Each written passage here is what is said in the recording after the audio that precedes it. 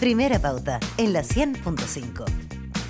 7 de la mañana con 34 minutos, estamos de regreso en Primera Pauta, absolutamente en directo por supuesto, para tener nuestra primera conversación de la mañana, y es una entrevista con el ministro de la Secretaría General de la Presidencia, el ministro de la SECPRES, Álvaro Elizalde, que es muy pertinente tenerlo cuando se cumplen 2 años de gobierno y cuando vienen tareas importantes que concretar de aquí en más. ¿Cómo está, ministro? Muy buenos días para usted, Claudia Álamo, Gerardo Gómez, le saludamos. Buenos días, Gerardo. Buenos días, Claudia. ¿Cómo están ustedes? Muy bien, ministro. Gracias. ¿Cómo le va a usted? Bien, bien. Qué bueno, me alegro. A ver, el gobierno... Volviendo de la ciudad de Arica, que estuve ayer. Claro, entiendo que hubo un despliegue de todos los ministros del gobierno, ¿no es cierto?, en el traspaso, digamos, en el cruce hacia la frontera del segundo tiempo del gobierno, y por ahí queremos partir, ministro Elizalde.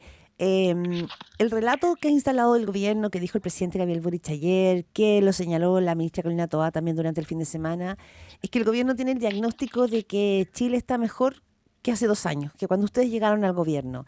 Y se ha retrucado mucho ese argumento respecto de si efectivamente Chile está mejor o si es un acto voluntarista del gobierno.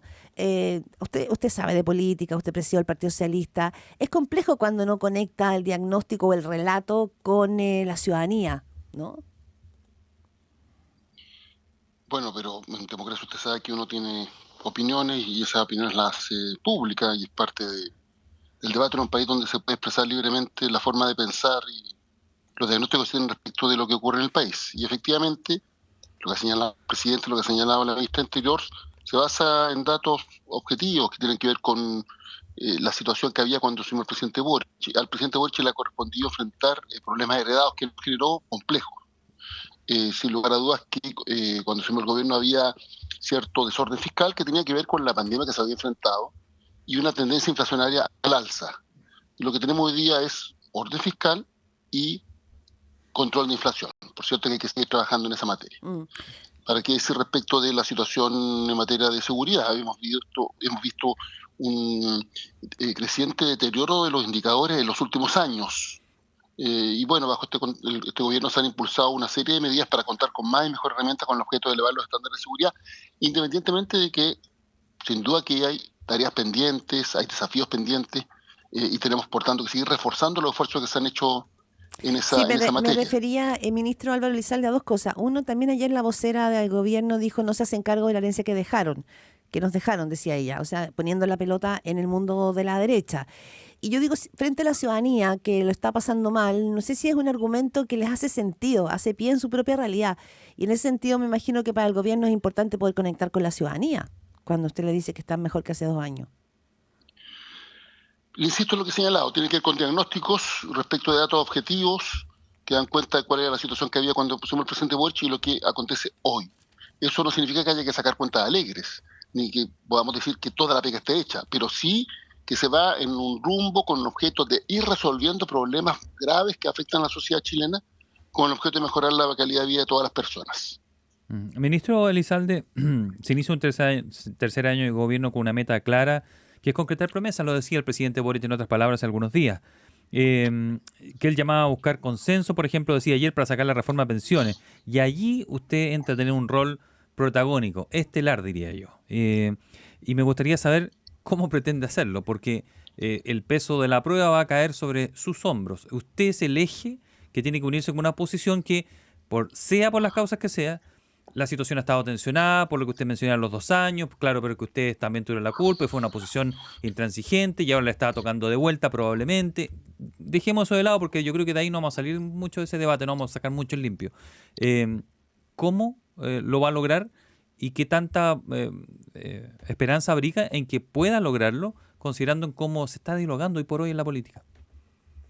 Bueno, yo creo que esto es una tarea que en todo caso tiene como protagonista a otros ministros, independientemente que yo colaboro con esos ministros y que son además muy talentosos en la lógica de generar acuerdos, que particularmente la ministra Jara, sí, claro, que va a mostrar al respecto, y también el ministro Marcel. Lo cierto es que la reforma de pensiones constituye una necesidad del país.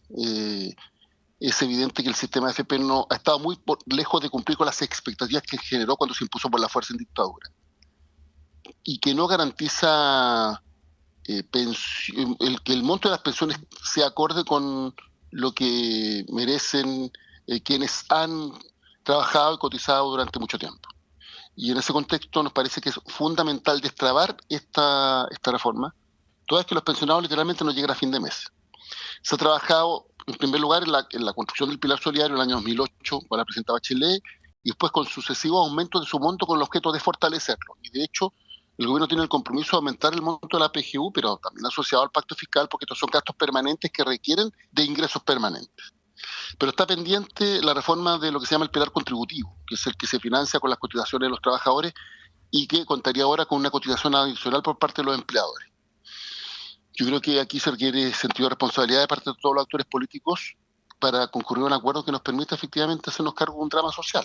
Ya. La presidenta Bachelet presentó una propuesta, el presidente Piñera, estas no han prosperado, el presidente Boric presentó una propuesta que ahora está en el Senado, fue aprobada en la Cámara de Diputados, no en términos, en los mismos términos que había planteado el gobierno y con algunos temas pendientes, y esperamos que en el Senado haya voluntad de entendimiento. Y estamos en un permanente diálogo y esperamos que finalmente se genere un acuerdo, porque finalmente esta es una reforma que necesita el país, que no tiene que ver con la lógica de gobierno-oposición, derecha-izquierda, qué sector político gana o pierde si es que finalmente saca la ley. Esto tiene que ver con la necesidad social y con, yo diría, uno de los principales factores de descontento que existe en la sociedad chilena. ¿Y usted han tenido precisamente el monto de las pensiones? Esa posibilidad de tener esa conversación, no esta que se da por la prensa, porque la que se da por la prensa siento que comúnmente no llega a mucho, a nada en realidad, sino que puerta adentro, esa que se da con sinceridad pura. Usted ve, por ejemplo, ha conversado con la oposición parlamentaria y le han dicho, sabes que no te vamos a aprobar bajo ningún punto de vista, no queremos que suban las pensiones,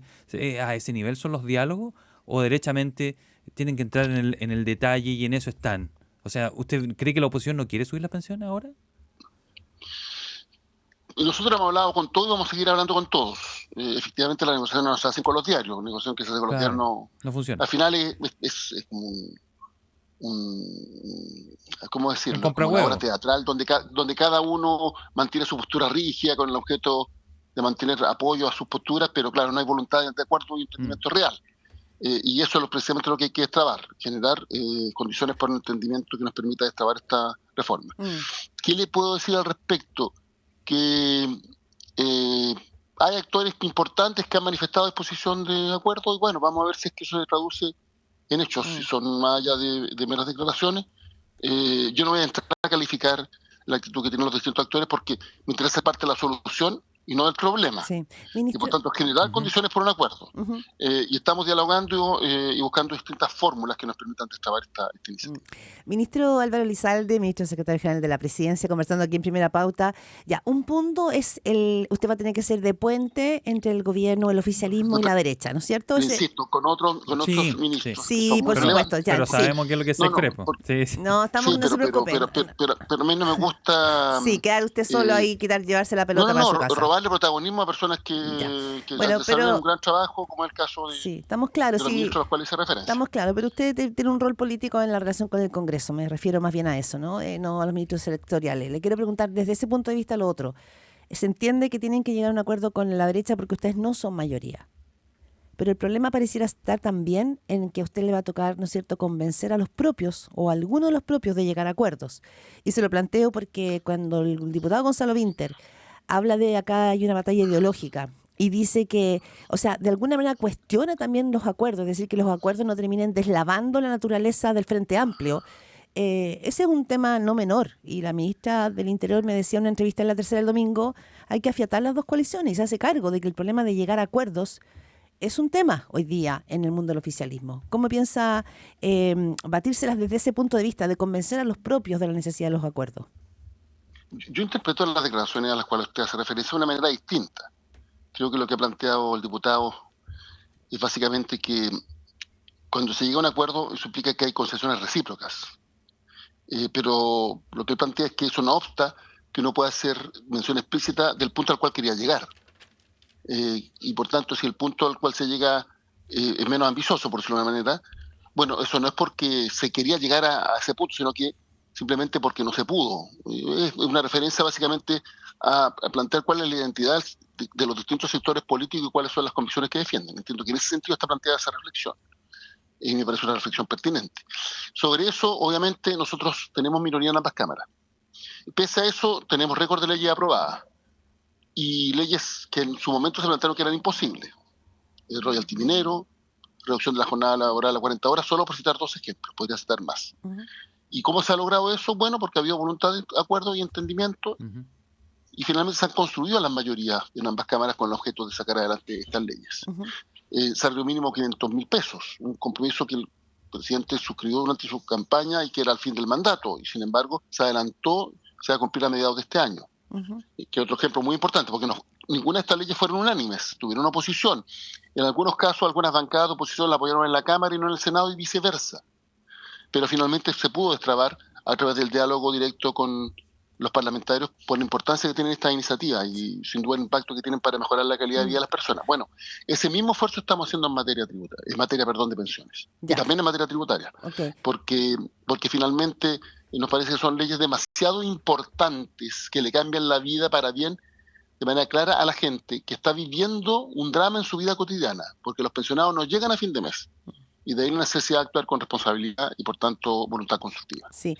Ministro Álvaro Elizalde, a ver, usted interpreta a las palabras del diputado Gonzalo Vinter de una manera. ¿Cómo interpreta lo siguiente? Porque él lo que hizo fue un llamado al gobierno donde usted está y trabaja, a que asuma un rol político en la disputa de intereses ideológicos que se está dando, dice, que asuma su liderazgo. ¿Se siente increpado a que el gobierno tenga que asumir un liderazgo en esta batalla ideológica que plantea el diputado Vinter? Nosotros como gobierno hemos sido explícitos de aquello en lo que creemos, y también hemos planteado que en el contexto de la correlación de fuerzas que existe en el Congreso, obviamente eso implica voluntad de acuerdo y por tanto incorporar miradas distintas. Eso forma parte además de la forma en la cual se generan los acuerdos en democracia. Hemos señalado con toda claridad que Chile tiene que avanzar de un sistema de FP a un sistema de seguridad social, y eso implica como elemento central mejorar el monto de las pensiones no en 3 o 4 décadas más, como plantean algunos, sino que ahora. Mejorar las pensiones de los actuales pensionados y de los que están a punto de pensionarse, y por cierto garantizar que ese aumento se prolongue para el futuro.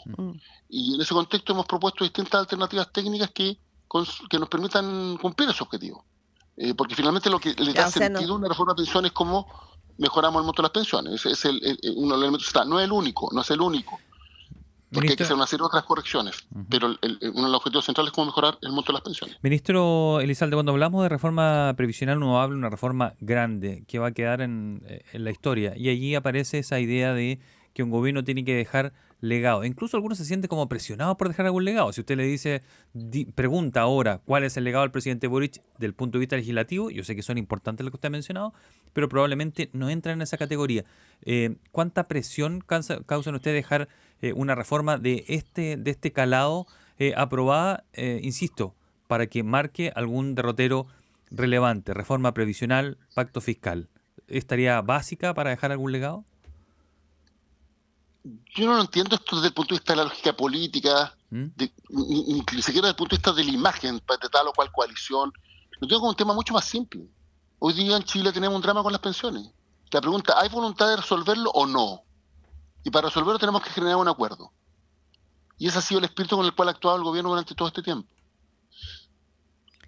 Y lo mismo respecto del pacto fiscal. El pacto fiscal comprende elementos tan relevantes como, por ejemplo, por cierto, el aumento de recursos con que el Estado cuenta para financiar el gasto social, pero también medidas pro crecimiento, pro empleo, pro inversión. Como todo el proyecto de permisos sectoriales. ¿Cómo generamos condiciones para el emprendimiento en nuestro país? Y también considera iniciativas relacionadas con garantizar el buen uso de los recursos públicos. O sea, ¿no siente presión por un legado usted entonces? Yo diría que finalmente aquí hay que hacerse cargo de la necesidad ciudadana. Si lo que le da sentido a todos estos cambios, ¿cómo mejoramos la calidad de las personas? ¿Cómo mejoramos la calidad de vida de la gente? Y eso es lo que nos debe motivar. Claro. Eso debe ser el eje central de nuestras decisiones. Sí. Ministro Todas Elizalde, nuestras consideraciones de tal o cual sector político se proyectó o no se proyectó, quién sacó ventaja respecto de tal o cual partido para la próxima elección, me parecen aspectos secundarios. Porque lo contrario implica desconocer que, ya lo dije anteriormente, uno de los principales factores de descontento que existe en Chile tiene que ver con la situación de los pensionados. Porque ustedes saben, porque todo Chile sabe, que las pensiones tienen un monto bajo, y cuando una persona se jubila tiene un deterioro significativo en su calidad de vida en razón a sus ingresos. Sí, ministro, Y eso hay que pero resolverlo. ministro Álvaro Elizalde, pero usted es ministro hoy día a cargo de las relaciones con el Congreso, pero también ha sido presidente del Partido Socialista y sabe de Sí, política. Lo que viene por delante para el gobierno, usted dice, bueno, esto es un problema de la ciudadanía, pero también la política es la política y lo que viene por delante son elecciones y se va a encontrar con que cada sector político quiere proyectarse, posicionarse, y no lo digo solo de la derecha, también usted, del socialismo democrático, de Pro Dignidad. O sea, hay razones concretas para señalar lo que le dice Gerardo Gómez, que aquí el tema del legado va a ser importante si el gobierno quiere proyectar a la izquierda y la centroizquierda. Y segundo, que realmente se quieran aprobar, porque la derecha decir, bueno, vienen tiempos de elecciones. Y ese es un dato de la causa. Me Sin imagino legado que no hay huella. claro, sí, que hay una eso, estrategia política de ustedes para eso- poder avanzar ahí. sí, usted tiene razón, eso forma parte de la dinámica política. Sí. Pero el punto es, cuando el presidente el 1 de junio pasado hizo una interpelación por Chile para generar acuerdos que nos permitan destrabar reformas importantes, y esa interpelación la hace sobre la base de cómo mejoramos la calidad de vida de las chilenas y chilenos. Ese debe ser el eje central de nuestra conducta. Eso es lo que debe motivar al gobierno y creo que eso también es lo que debe motivar a la oposición. Los países para progresar necesitan buenos gobiernos y buenas oposiciones. Bueno, Y vamos. finalmente tenemos que concentrarnos en cómo generamos condiciones para un acuerdo que nos permita destrabar una reforma que todo el mundo sabe que es necesaria, que todo el mundo demanda, pero que han pasado años. Ya desde la Comisión Marcel del año 2008 que está el diagnóstico respecto a la necesidad de hacerse cargo del pilar contributivo. La presidenta Bachelet creó el pilar solidario, se ha fortalecido el pilar solidario, se financia con recursos públicos. Nosotros tenemos un programa para seguir fortaleciendo el pilar solidario que está asociado al pacto fiscal, pero tenemos que hacernos también cargo del pilar contributivo, que es el que se financia con las cotizaciones de los trabajadores mes a mes y que ahora va a tener una cotización adicional de los empleadores. El ministro Si es que se Álvaro, aprueba la reforma, si es que se aprueba la reforma, Álvaro, que es muy importante. ministro Álvaro Elizalde, bueno, el tema previsional, ya ha quedado claro, es uno de los que pretende avanzar o dejar resuelto el actual gobierno. Seguridad no lo ha mencionado hasta aquí, pero la gente... Pero es fundamental, Sí, es claro, fundamental, sí, lo digo claro. al tiro. Sí, Sí. lo sé. Y la gente lo ha hecho ver, incluso antes lo previsional menciona seguridad, porque sin seguridad no funciona nada, nada. O sea, las plazas son para mirarlas, los parques son para mirarlos de día, y de verdad eso agobiado, es algo que ha ido increciendo. Tenemos 13 homicidios sumando hasta ahora en poco más de 48 horas, 13. Y lo que solo aquí en la zona central. Sin sumar una mujer que mataba en Arica en la última hora donde usted andaba por allá. Y entonces quería saber de qué manera cree que se puede llegar a algo, avanzar más. Yo sé que han aprobado muchas leyes en materia de seguridad, más que nunca se han aprobado, y eso se ha repetido varias veces. Pero de qué manera vamos a salir de esta. ¿Qué salto hay que dar aquí? Probablemente dejando pasar o dejando de trabar cosas que anteriormente no se consideraron y que no se contemplaban en esos tiempos, y ahora probablemente va a haber que contemplarlas, va a haber que hacer cambios en la forma de ver las cosas.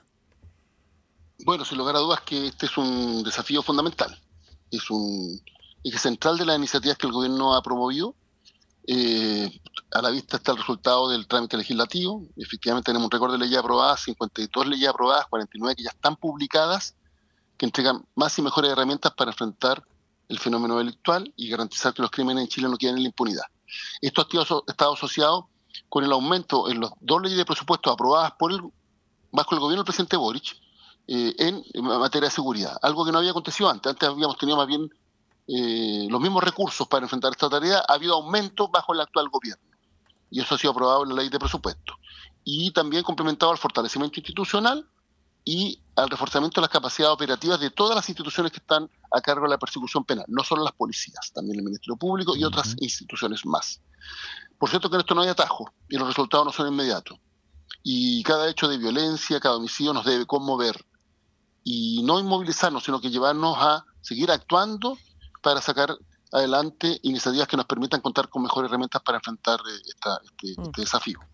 Tenemos proyectos que están pendientes. Sobre lo que se ha aprobado, técnicas especiales para investigar al crimen organizado, que han sido claves para esclarecer los casos más, podríamos, de mayor connotación del último tiempo. En segundo lugar, nueva ley para enfrentar el narcotráfico. En tercer lugar, la ley de delito económico. Aquí no solo se persiguen los delitos comunes, también los delitos de cuello y corbata. Pero la inteligencia esa se va a apurar, por ejemplo, de lo que viene. Sí, nosotros creemos fundamental sacar la ley de inteligencia, o sea, que se apruebe. Hay 3 leyes muy importantes: la que crea el Ministerio de Seguridad Pública, la ley de inteligencia, inteligencia para la democracia, por decirlo de alguna manera, y una tercera ley, que es la ley de inteligencia económica, en el cual hay cierto debate, porque hay sectores de oposición que no les gusta mucho, pero nosotros creemos que es fundamental seguir la ruta del dinero, porque quien comete un delito después trata de blanquear esos recursos. Claro. Y por tanto necesitamos de contar con herramientas para seguir el destino de esos recursos. Y eso implica, en determinada hipótesis, alzar el secreto bancario. Bien. En caso contrario, nos vamos a cortar, podríamos decir, el incentivo para la comisión de determinados delitos, que es el incentivo económico. Por lo tanto, nos parece fundamental la ley de inteligencia económica. Sí, quizás lo que faltaría sería socializar frente a la ciudadanía lo que implican esas leyes, porque se lo digo, ministro, porque lo que hemos visto también ahora con el caso del exteniente venezolano, el caso Ojeda, es que la ciudadanía tiene una sensación de que el crimen organizado avanza un poquito sin control. Y digo, para que no quede desajustado el diagnóstico del gobierno, que usted dice que es legítimo que cada uno tenga sus opiniones, y lo que la ciudadanía piense, siente y vive día a día con este tema. Y yo, a ver, sobre ese punto, Claudia, creo que hay que ser muy empáticos. Si es evidente que nosotros estamos enfrentando un desafío de seguridad como no habíamos visto nunca antes, y que tiene que ver con un deterioro creciente de los últimos años. El Estado no respondió adecuadamente y con celeridad ante el desafío de la seguridad. Y lo que hemos hecho bajo el actual gobierno es reforzar las herramientas que existen al respecto. Le doy un solo ejemplo: la flota vehicular de Carabineros. ¿Cuántos vehículos tenía Carabineros hasta hace poco que simplemente no funcionaban? Claro, aparecían en el registro de vehículos, pero no podían salir a la calle porque estaban literalmente en pana. Bueno, hay un plan de renovación de más de 1.000 vehículos anuales para renovar toda la flota de Carabineros. Y lo mismo respecto de la PDI. Entonces, claro, aparecen como ejemplo, usted dirá, muy concreto, pero que tiene un enorme impacto, porque eso permite que haya patrullaje en las calles y despliegue policial. Y podría citar otros ejemplos respecto de los reforzamientos que ha habido en la materia. Ahora, en esto no hay atajo. Obviamente, el impacto de las decisiones que se toman no es inmediato, pero tenemos que seguir reforzando los esfuerzos que se hacen en esa materia. Ministro Álvaro Elizalde, ministro secretario general de la Presidencia. Que tenga un buen día. Muchas gracias. Que esté bien. Gracias a ustedes.